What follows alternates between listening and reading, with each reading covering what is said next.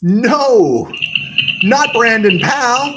This is RamView. Let's blow him off the line of scrimmage. Headline, Los Angeles.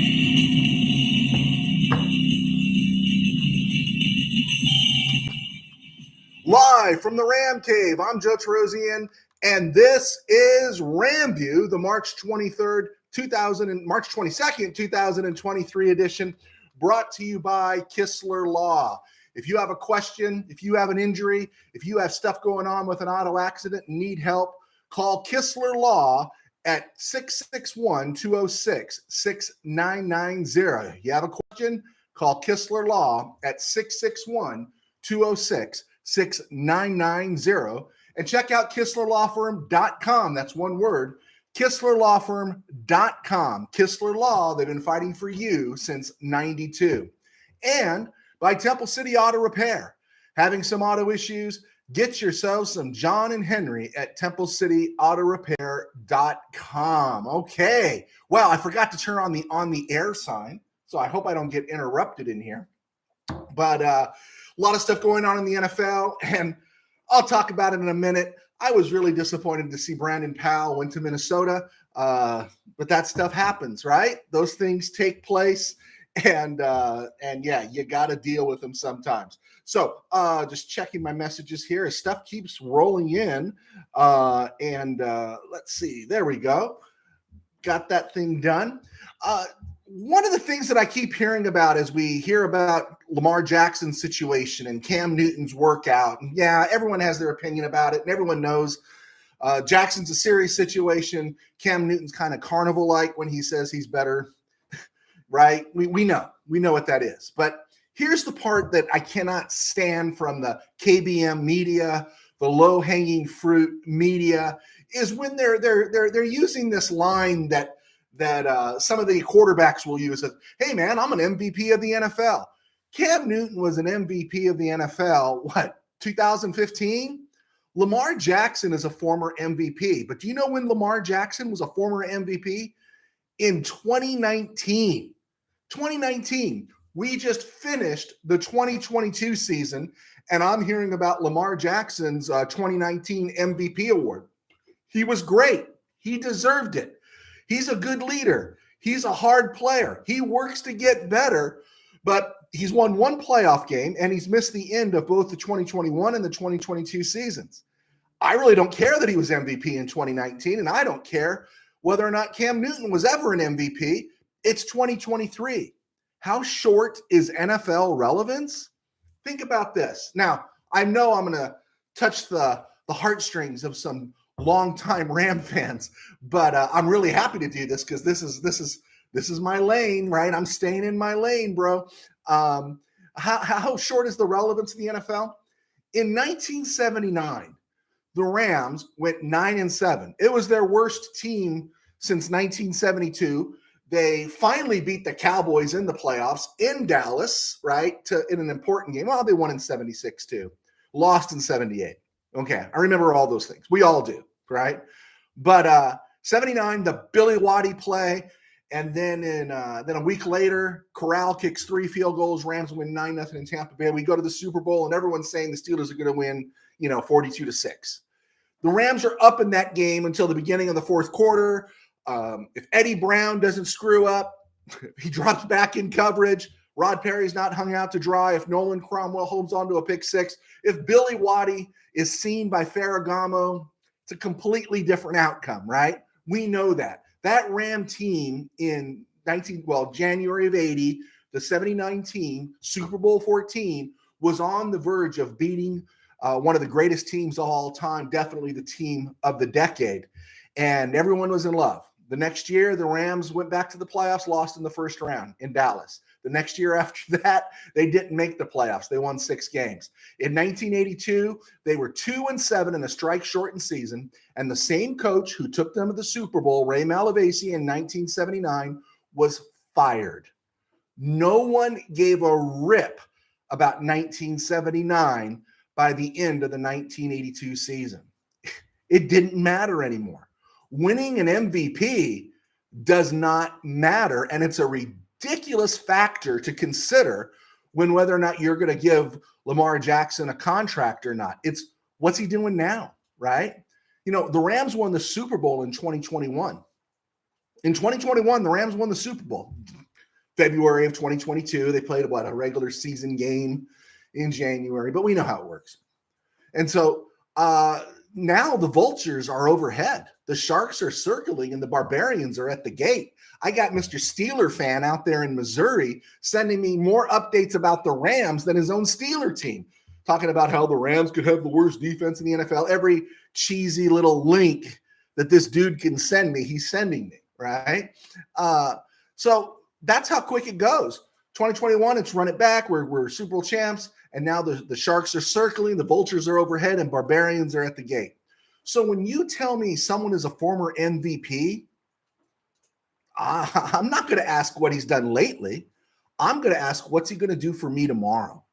Because that's the nature in the NFL.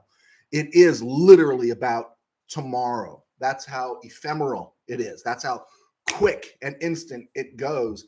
And big deal. MVP, great. That was fine in 2019, but we're dawning the beginning of 2023 now. Speaking of which, what now? In regards to the Rams team that won the Super Bowl, do you know how many contributing players are still around? Now, I'm not talking about practice squad players or players who really didn't get a lot of playing time. So I'm not including Tutu Atwell, Bobby Brown, Ernest Brown, Jacob Harris. I'm not counting Tremaine Ankrum. I'm not counting any of those guys. I'm talking about guys who received quality playing time, significant playing time during the course of the season, and maybe contributed a snap or two in the postseason. Do you know how many players are left? 16. 16 are left off that Super Bowl team that were contributors, right? Matthew Stafford, Van Jefferson, Cooper Kupp, Ben Skoranek, Cam Akers. Bryson Hopkins did nothing until we got to the Super Bowl, and then he made that killer block on the fourth down jet sweep, which may be his best play as a pro besides that day and all the catches he made. Tyler Higbee, Coleman Shelton, Brian Allen, Joe Noteboom. Alaric Jackson stepped in when the NFL decided that Andrew Whitworth and everyone had COVID when they went to Phoenix, and Alaric Jackson stepped in and played well. And Rob Havenstein, that's the offense. On defense, you know who's left? Aaron Donald, Ernest Jones, Jordan Fuller, and Robert Rochelle. Robert Rochelle and Jordan Fuller didn't even play in the Super Bowl. Ernest Jones and Aaron Donald are the only two defensive players that are still starters that are still on the roster from that Super Bowl run, right? A'Shawn Robinson's a free agent. Greg Gaines is in Tampa. Everyone has moved on. Is that unbelievable? Darius Williams, Jalen Ramsey, Troy Hill, please. No, Troy Hill was already gone, but no, don't bring Troy Hill back. David Long signed today. So 16 guys are left from the Rams Super Bowl team in February of 2022. 16 guys. We are now in March of 2023, and I'm supposed to concern myself with somebody who won an MVP in 2019? Dude, it doesn't work. It just doesn't work. Okay, commercial time. I'm Joe Terosian, and this is RamView, and I was a sports writer for 21 years. I was one of the founding folks at Mid-Valley Sports. They cover the NFL now. I do RamView, and I write books, and I do all these things because they allow me to supplement my income as my day job. I pastor a small church in Burbank Faith Naz, very small now post-COVID. And we also have an online ministry called Burbank Faith Virtual, which you can check out. There's a Burbank Faith Virtual channel right here on YouTube, and also on platforms like Facebook and other places. You'll see our links there. Just follow me, Joe T13B at Instagram, and on Twitter, Joe T13B. You'll find me in those places. I write books. I think I got the book. Yeah, there it is. It's over my shoulder right there. The on-air sign that's not on right now, it says Tangent Dreams. That's one of my high school football novels. I've written 2 of them, and those are all available on Amazon. I've also written some Christian dystopia stuff, and I appreciate it if you want to take a look. Got some good reviews. Had a little success, and it would be awesome if you can check that out as we come up to the 10-minute mark. Okay, commercial in. Oh, by the way, this was my I held this up earlier. This is my Vince Ferragamo. It was given to me by a guy that was a Penn State fan, right? Penn State and Cowboy fan. Somehow he ran across this Vince Ferragamo shot. I'm believing it has to be about maybe 1980. It's the game Alfred Jackson caught that bomb from Steve Bartkowski when George Allen was saying, don't rush three, you need to rush four. And Bartkowski had time to go deep, and Corral missed a 54-yard field goal. And that was the difference between the Falcons winning the NFC West. I think they went 12-4, and the Rams went 11-5. But that's a picture of Vince Ferragamo right there. There we go. Wanted to show some of the stuff I have. Maybe I'll hang it up in the back. Okay, real quick here. Last ad, Lamar Jackson. With all that said, I am not anti-Lamar Jackson. I am not anti-Lamar Jackson in any way, shape, or form. I like Lamar Jackson because I think he works hard. I think he sells out on the field. I think he's gotten better every year. But the problem with Lamar Jackson, he's a unique talent that every team has to adjust their offense to fit the skills of their quarterback. Is he a West Coast offense? Is he linear? Can he go downfield? All those different things. We know that, right? But Lamar Jackson's skill set is unique, and the Ravens built their offense around him. And to ask another team to give up 2 draft picks and then refigure their offense, not for another guy who's a pure thrower, but a guy that does a little bit of both. Well, he does a lot of running and he does some good passing. We're not going to say he's great. You're not going to say Lamar Jackson's elite, but you'd have to change so much and then give up 2 draft picks and all this money for him. So the part that just cracks me up is everyone's saying, I don't understand. This is a mystery why Lamar Jackson hasn't gotten any offers. It reminds me of that John Travolta gif that you see every once in a while where Travolta's kind of standing around from Pulp Fiction wondering what's going on. That's the KBM media who refuses to acknowledge the fact that Lamar Jackson has a very specific skill set, and this is the reason why no one's breaking the bank. Now, someone might, and good for them, but that's a heck of a price between the contract he wants, which he says doesn't have to be fully guaranteed, and the 2 draft picks and a 26-year-old with a lot of mileage on him. He hasn't finished the last 2 seasons, and, you could make the argument that he's only got 1 playoff victory. You could make the argument that Matthew Stafford had no playoff victories before the Rams traded for him, but Matthew Stafford was a different kind of quarterback, wasn't he? He wasn't built upon his legs. And Lamar Jackson, he loses his legs, you're on the hook for some serious coin, and then you don't have those draft picks. And so I was thinking, while it might not be a good thing for most players to do something like this, but I was thinking maybe Lamar Jackson should sit out, right? He doesn't want to play at that contract, 32 rocks that the non-exclusive franchise tag is offering him. That it is a shame. He should be making more, and they should find some common ground there. But it is what it is. The Ravens are running a business.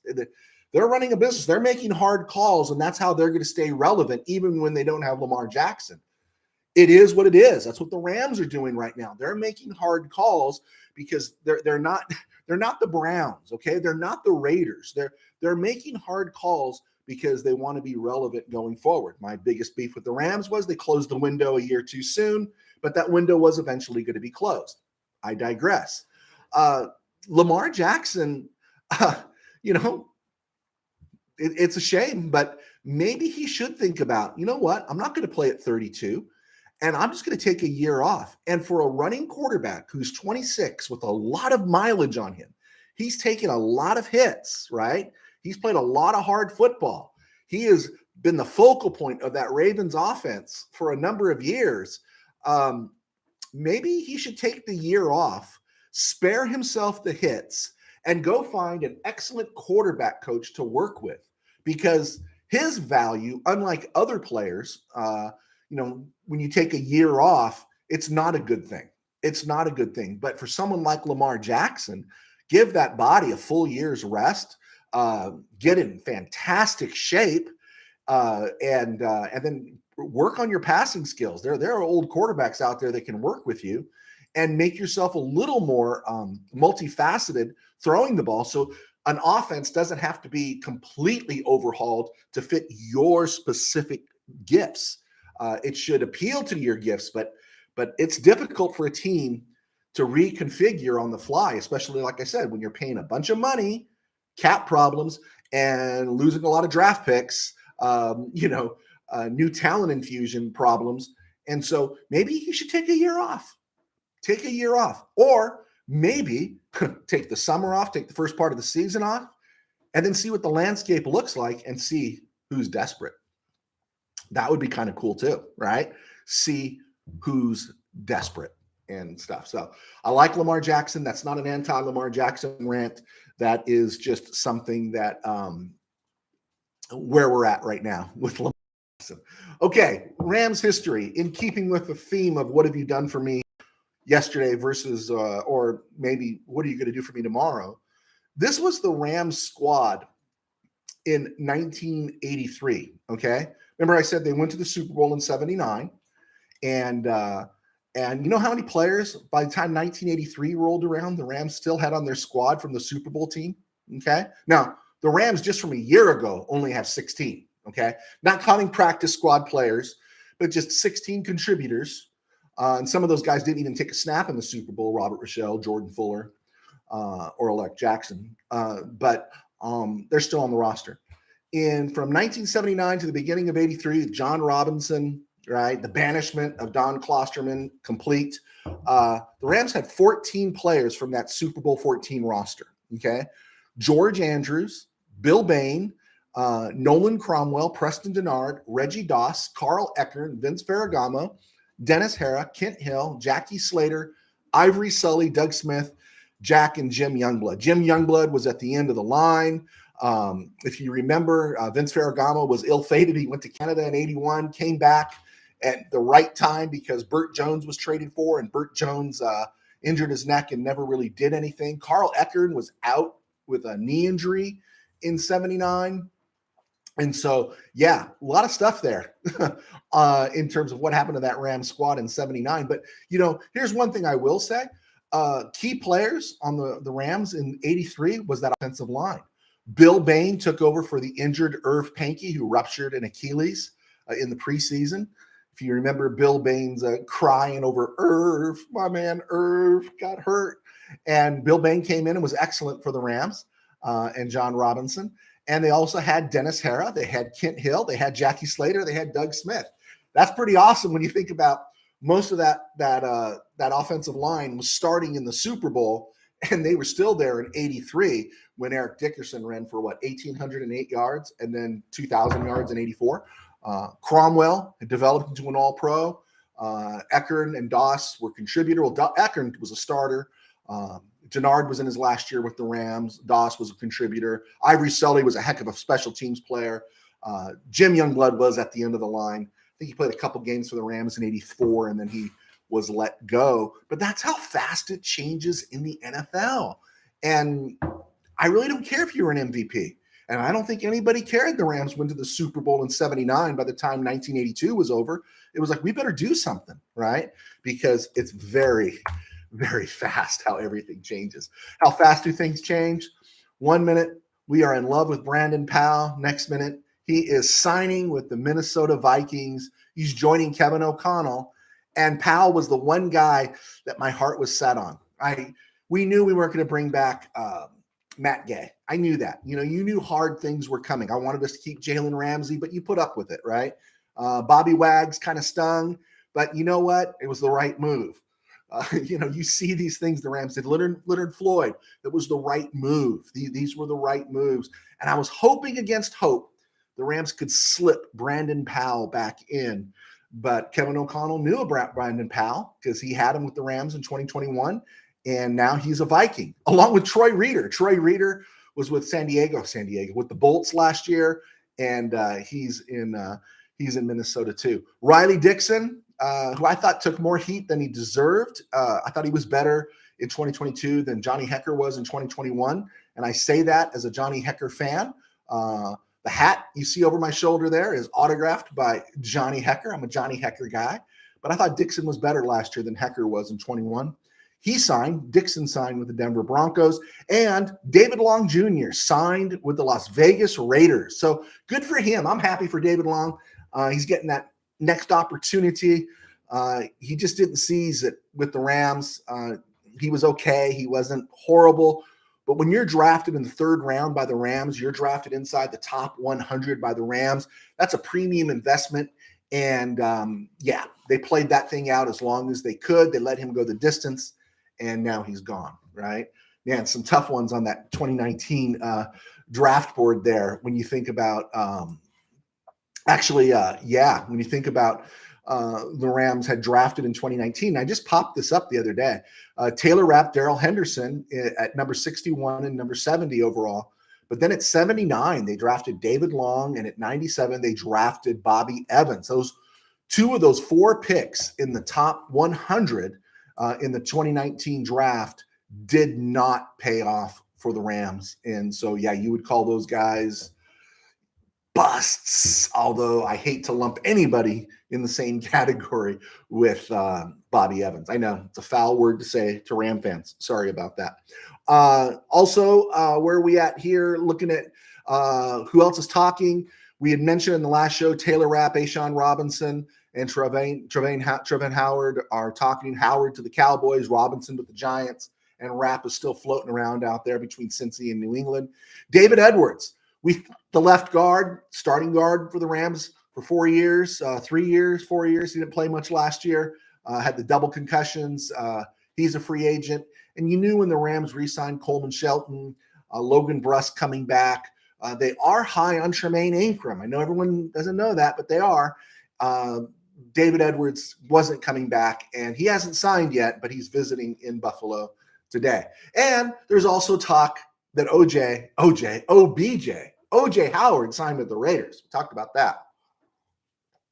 OBJ is out there, and I have to ask you if you still want OBJ. I'd take OBJ at $1 rock a year. I don't want to pay him any money. I don't want to see – I'd much rather have spent a couple of rocks on keeping Brandon Powell, who can not only play offense but also help you on the special teams. I which would have preferred him to OBJ. I don't want to spend any money for OBJ. So can you get OBJ for free? If you can, great. Former Rams, again, now we create this list here. I think you had Powell, Dixon, Long, that's 3. Nick Scott, 4. Greg Gaines, 5. Matt Orzech, the long snapper, I think that's 6. And then you got Matt Gay, 7. Baker Mayfield, 8. Ramsey, Floyd, Wagner, all those guys are gone.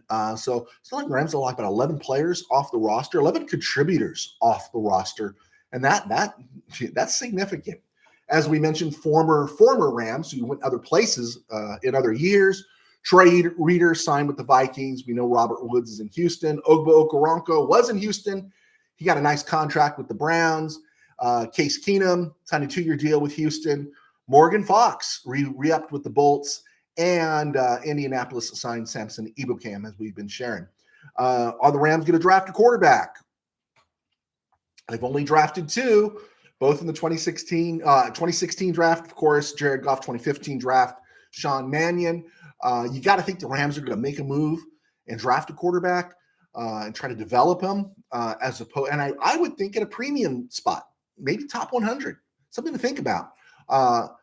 You really don't want to sign Carson Wentz, Teddy Bridgewater, Matt Ryan, Trevor Siemian, or Brian Hoyer, do you? And what for? What good does it serve?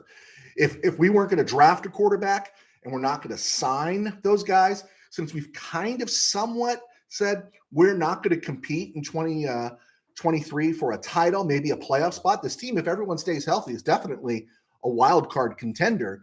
But if you're not, I really don't want to see them sign Bridgewater, Wentz, Ryan, Siemian, or Hoyer. I don't think they will. I want to see them draft a quarterback. And if they don't, bring back Bryce Perkins. Let's give him a shot. You kept him on the roster for 2 years for a purpose. Please do. Figure it out. In other NFL news, the one story we didn't get into on Monday was Austin Eckler wanting to be moved from the Chargers. And that's an ouch, right?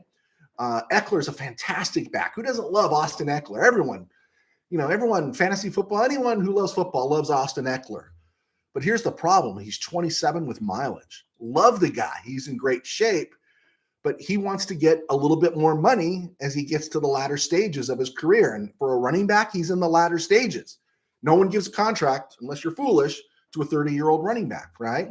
And I don't know if he's going to get anything. Right now, he's scheduled to make, with his signing bonus being spread out, this year, Austin Eckler is scheduled to make 7.75 rocks, 7.75 million, right? And he wants a little bit more. I spoke to Tim Peterson, Mid Valley Sports, who covers. He's in there. He's in that press room with the Chargers, and he says the word is Eckler wants to stay, but he wants to get what he's worth, and it's right. He is worth something, but business wise, the Chargers and a lot of NFL clubs aren't going to lay out that kind of dough for a running back, especially a running back who's 27 with mileage. And there's the real rub. Think about this. Eckler was an undrafted free agent out of Western State, Colorado, right? I mean, what a job. Scouting, signing, developing this guy. Great job, And I don't know if that was part of at the beginning was part of the Telesco regime, but awesome. That's just a great job with Austin Eckler. But here's the problem. As he's played himself into being one of the elite backs, he's also played himself out of the market because he's 27 and he's in a time where no one wants to give any real money to a running back. And so it'll be interesting to see all that hard work he did these last 6 years is basically put him in a position where he's too old to make any real money. Well, real money to us, but real money by NFL standards. And I don't know, maybe the Chargers can find an extra rock and a half and kick it up to make him happy. Isn't he worth that? I'd want to make Austin Eckler happy. If I'm Justin Herbert, I'm saying make Austin Eckler happy, right? And but I want to thanks to Tim Peterson for giving me that update over there at Mid Valley Sports, who they do a great job covering the Bolts. The Jets have signed former Chief receiver McCole Hardman. He was injured late last year. I don't think he made an appearance. Did he make an appearance in the Super Bowl? Maybe he did. I think he did. He got popped, right? He's 5'10", 187. He was 56th overall in 2019 by the Chiefs. And he played 4 years with the Chiefs, playing with Tyreek Hill, Travis Kelce. He had 151 catches, 16 touchdowns, scored 2 more rushing, returned a punt for a touchdown, and played himself out of a contract. And good for him. He got another contract with the Jets. And then the Jets turned around and traded their other 5'10 guy. Hardman's 5'10 with NFL production. They traded Elijah Moore, who was, 34th overall in 2021 out of Ole Miss. He's 5'10", 178, but he hasn't proven himself in the NFL. A little bit of a headache. So the Jets sent Elijah Moore and the 74th overall pick to the Browns for Cleveland's 42nd. That's right there in the second round. So the Jets got rid of Elijah Moore in a third rounder and picked up a second rounder. Nice work by the Jets. That's a great deal. And you wonder as they find how to fine tune the details on the Zen Rodgers acquisition, if that second rounder will be included to the Packers. I don't even want to talk about Zen Rodgers and that deal with the Jets and Packers, but good deal though for the Jets. That's a nice move. NFL draft came out. Stuff came out on the NFL draft. Daniel Jeremiah, respected draft guy, not just old Joe T getting on a draft simulator and doing this. Daniel Jeremiah, his whole job is the draft. It's like there's the NFL, there's NFL games, there's NFL playoffs, and then there's the guy who does the NFL draft all year, right? And that's what him and Bucky Brooks do. Of course, they talk about other things, but Daniel Jeremiah's draft was interesting, and it's his third one. It was released, I think, last night, actually. And so we should take a look at it. And I think there's some interesting things here.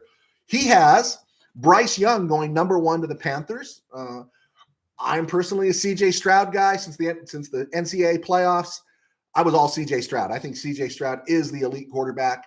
I don't trust Alabama quarterbacks who are under 6 feet tall. It makes me nervous, right? And don't tell me Tua is 6'1". That guy's 6'1". I'm 6'4", right? Okay. Had the Cardinals taking Will Anderson. We've seen that all over the place. The edge from Alabama. Personally, if I'm the Cardinals, I'd find a team that wants Young, Stroud, or Anthony Richardson, and I'd move out of that spot, right? They're committed to Kyler Murray. You could find an edge rusher later down the line, and that's what I would do with the Cardinals. I'd accrue some capital with that pick if I'm dead set on drafting an edge player. Number 4, the Colts, Anthony Richardson. You know, it's because of Shane Steichen. It's the former Philadelphia OC. He's with the Colts now, looking for him to replicate what they did with Jalen Hurts. I think that's a huge roll of the dice, though. I just really think that's a huge, Jalen Hurts played a lot of football at Alabama and Oklahoma. Anthony Richards played, less than 400 passes. Okay. So, yeah, I think that's a big roll of the dice. The Seahawks at number 5, Jeremiah has them taking Jalen Carter, the guy who's costing himself $1 a day, every day, $1 million a day with his stupid antics this offseason. And he was considered the best talent and would have gone was number 1 overall talent. Has the Seahawks taking Carter at number 5, and it's probably the best spot for him because of Pete Carroll. But I have doubts, right? I have doubts. Is he going to be the next Warren Sapp, right?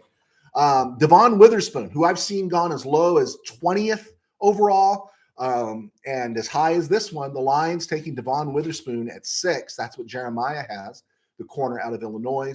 The Raiders taking Tyree Wilson, edge out of Texas Tech. Falcons taking Christian Gonzalez, cornerback out of Oregon. Bears taking Pete Skoronski out of the right tackle out of Northwestern. I think that's a great draft pick for the Bears. I like it better than Jackson Smith-Njigba, what I saw the other day. And Eagles taking Lucas Van Ness out of Iowa at the edge. Jackson Smith-Njigba, JSN out of Ohio State, going 11th overall to the Titans. The Texans taking Miles Murphy on the edge out of Clemson.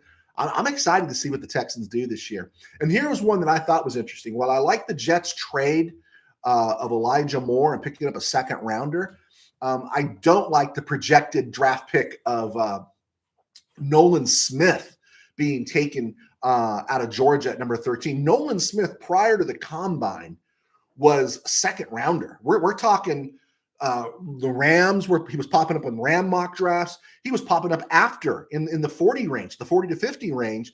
He has an outstanding workout, but his numbers at Georgia, even though we know he had a pec injury, his numbers at Georgia were so-so. And you could say, well, he was surrounded by great players, but 13th overall, man, there's a lot of edge guys out there. And I think I like Will McDonald a little bit better than Nolan Smith. I feel more trusting of Will McDonald IV, but call me crazy, right?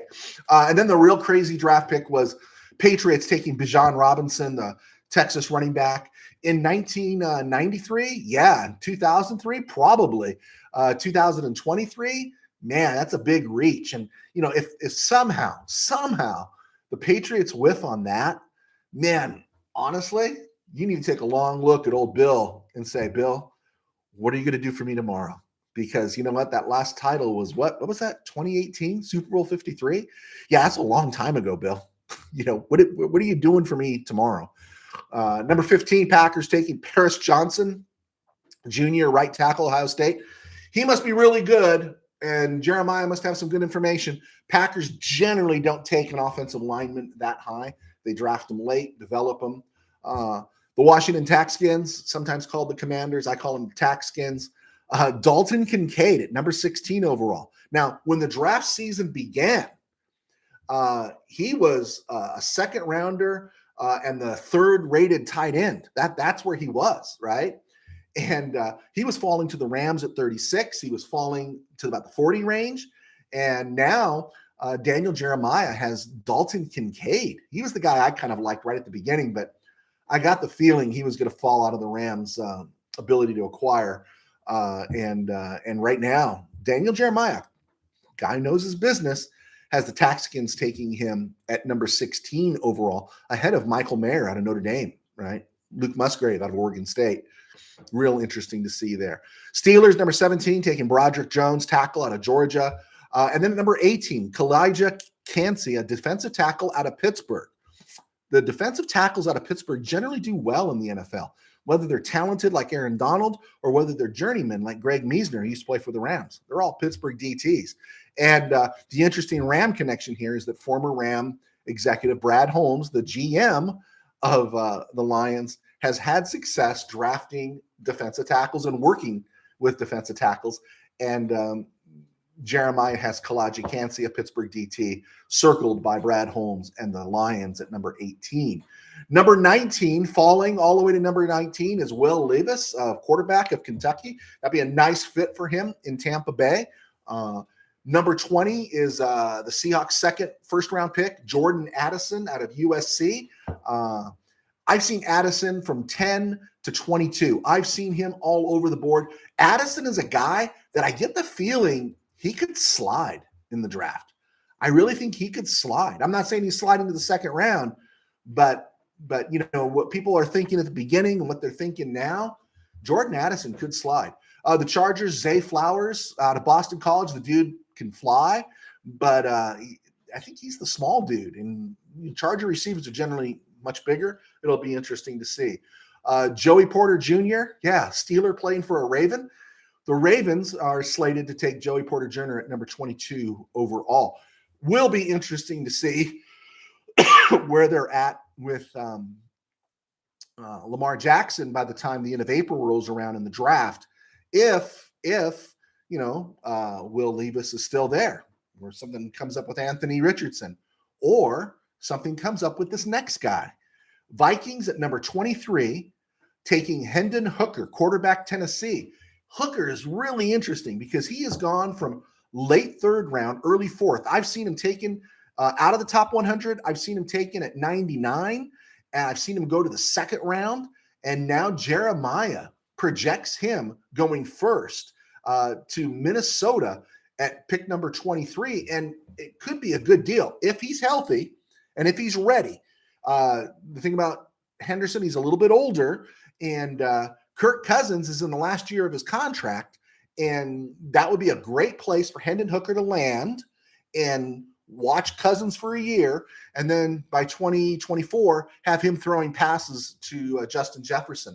That'd be really interesting, unless maybe with no deals being done with Lamar Jackson and nobody trading up, the Ravens take a look and said, you know what?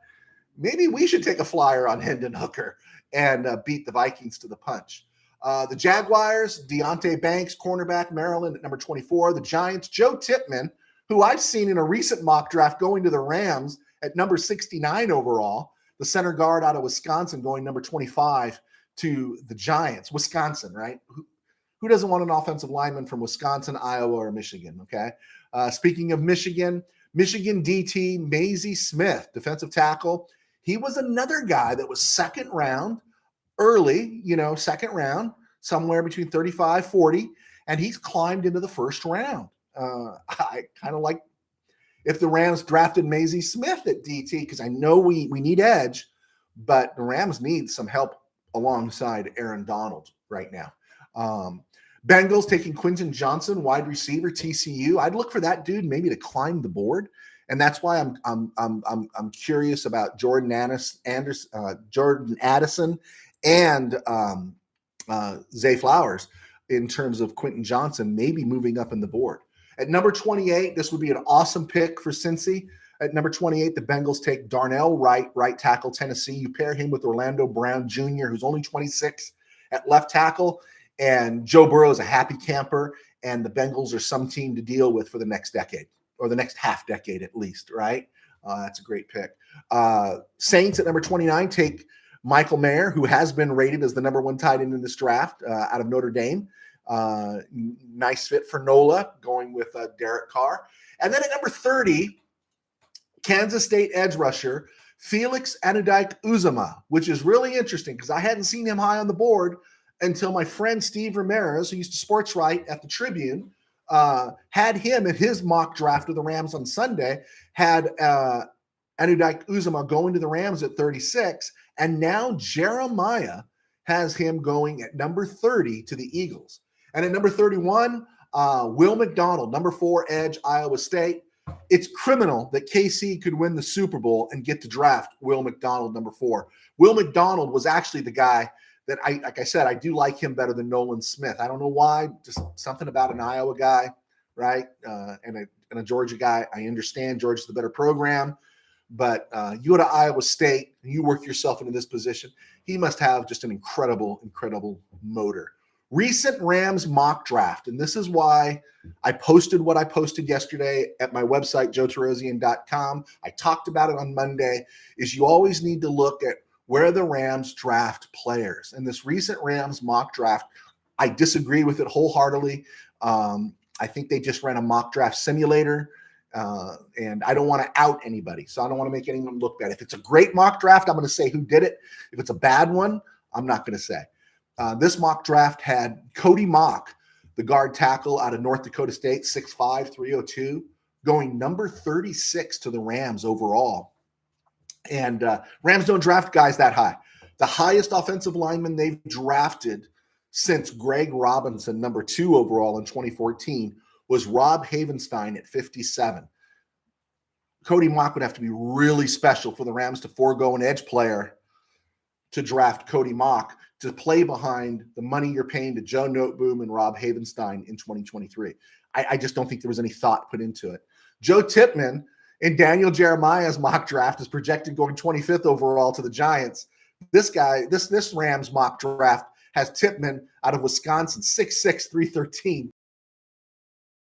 And while I'd love to have Tippmann, Rams haven't drafted more than 2 centers in the whole Snead era. And the highest one they did was Brian Allen at 111.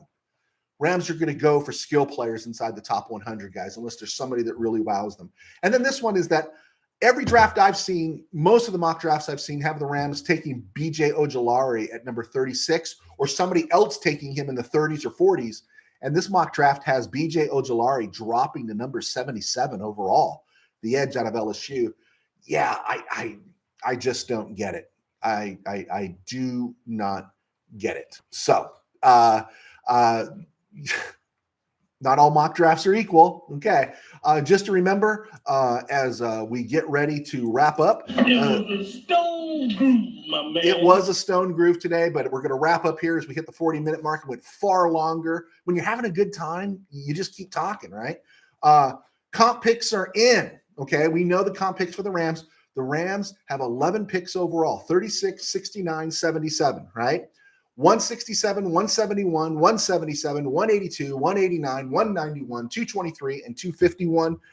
I would thoroughly expect the Rams to make a move, to package some of those things together, to move up, slide back.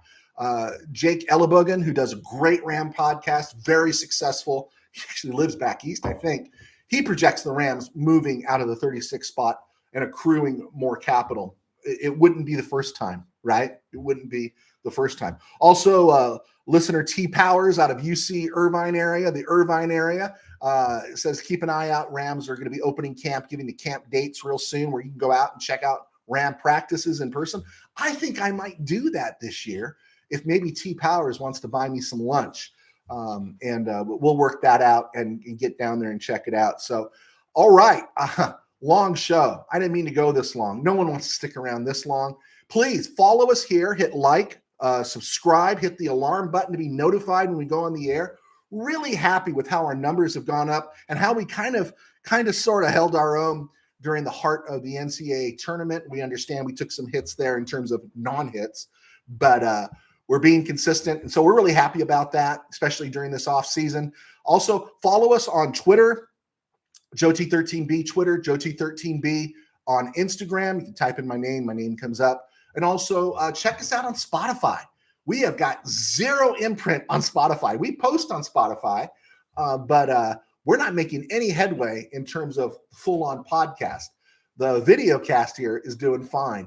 And don't forget our sponsors. We'd like to thank Kistler Law Firm and also Temple City Auto and such. I think I've got everybody covered. 44-minute mark. Thank you so much for clicking on. I'm Joe Tarosian, and this has been RamView.